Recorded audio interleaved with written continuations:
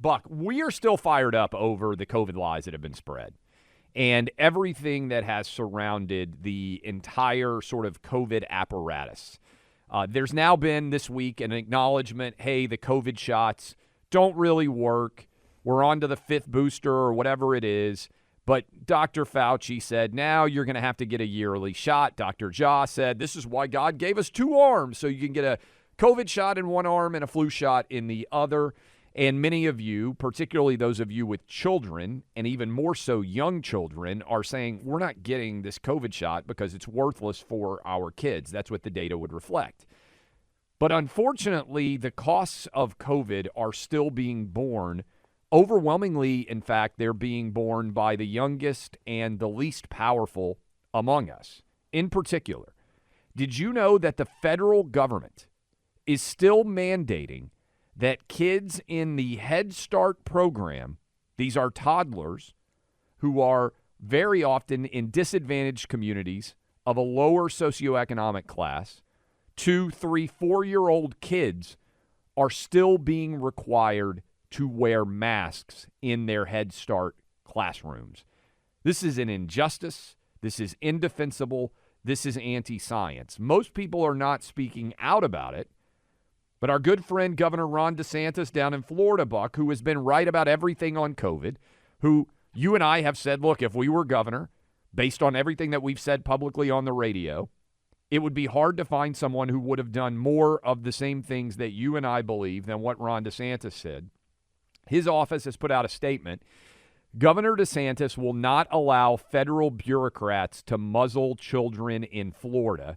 That is Brian Griffin, press secretary for Governor DeSantis, says that it is unacceptable that the Biden administration is continuing to require masks on low-income toddlers, especially since it even now goes against the CDC guidance of our federal government. Not that the CDC has been reliable, but they finally caught up with where the data and the science is, yet they are still requiring young children to be masked. As young, Buck, as 2 years old, they are having to wear masks. And we know that the data reflects that young children are having issues with speech because they learn how to speak very often from seeing people and how their mouths move and their lips move and everything else.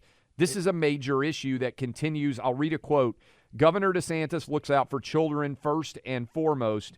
He was the first to insist kids should be able to return to the classroom, and he's consistently stood against masks in school as harmful towards a child's development and education.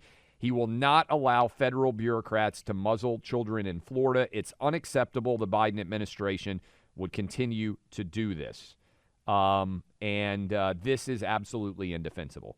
I had an articulation disorder as a kid, so yes. I had a speech impediment. I had to go to speech therapy, and when they talk about, which obviously now I'm a radio host, so yay for the You had the greatest speech therapist ever. Yay speech therapist. Well, really, yay my parents for not giving up on my both.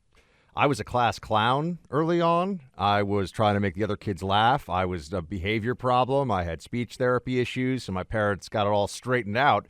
But I just think that when you hear about the speech delays and speech problems that kids are having, it dramatically affects their confidence. And I speak of what I know here. It affects their confidence. It affects their relationship with their peers.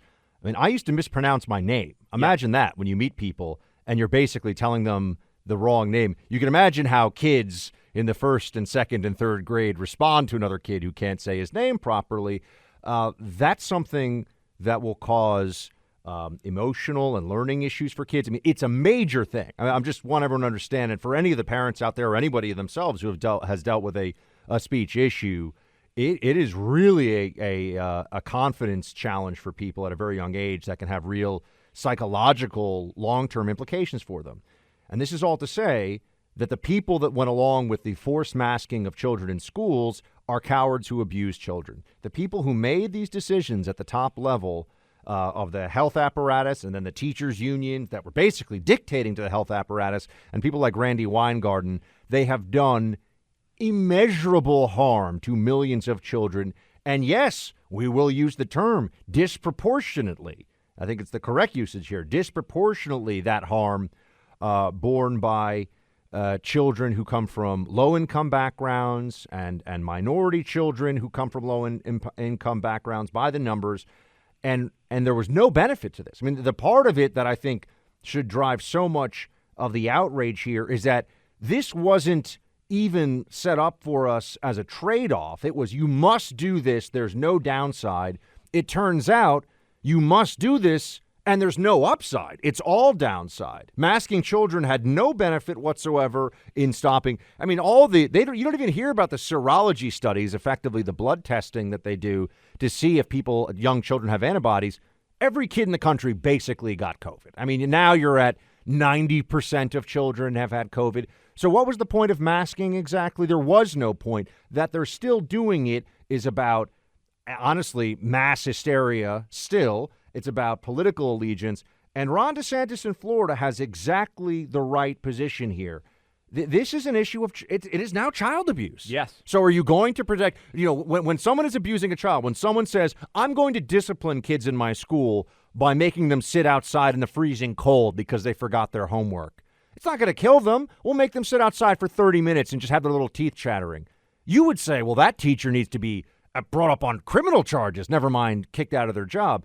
Masking up kids and harassing them for 8 hours a day is child abuse. It should not be allowed as a matter of law. Ron DeSantis leading the charge again on sanity and individual freedom, and it just needs to be replicated by every other Republican governor of the country. Every governor, but I know the libs are going to keep masking kids up for a long time. Yeah, and Buck, to me, the wildest thing about this is Democrats claim to be the party of not just equality but equity. And the least equitable thing you can contemplate is poor and minority kids being restricted and held to standards that are anti-science when wealthier, whiter kids are not having to wear masks. And this is still continuing. I want to play this clip for you. The New York Times' Mara Gay said, masking remains a show of solidarity and respect for Native and Black communities. She didn't say that 2 years ago. She said it right now. Listen to cut 18. This is still a serious situation. So I actually understand why it can be freeing to not wear a mask on a plane or a train on the subway. That's fine. But I think we just need to acknowledge that there are still people in communities for whom this is a everyday fact of life that they have to think about. And masking remains an act of solidarity and respect for vulnerable people. That includes people with disabilities, with chronic conditions like asthma, as well as for hard-hit communities like Native and Black communities, especially Hispanic communities that have been hit especially hard by this virus. Ethnicity had nothing to do with the outcomes of the virus. It was all about age and BMI and comorbidities, but we have to keep hearing that somehow there was almost a targeting of that COVID took of minority communities. That's not what happened. What happened is that it goes after older people. It goes after people who have comorbidities, particularly as a function of body mass index, BMI, essentially obesity. And when you control for those factors, it is a virus that affects all of humanity the same way. But solidarity with me? First of all, it's not even solidarity because it doesn't work. If it worked at this point, I would say, well, I can kind of understand at some level making an argument about continuing it. But when you know you've done nothing beneficial with masking the entire time we've been doing it, Clay, they just don't ever give it up. Is that the point? They remember at the beginning this was about respect. And people would say, oh, because in Asia, Your this was much more protects me. That right. was their thing. But they said in Asia, people wear masks out of respect for other people. That's what it was.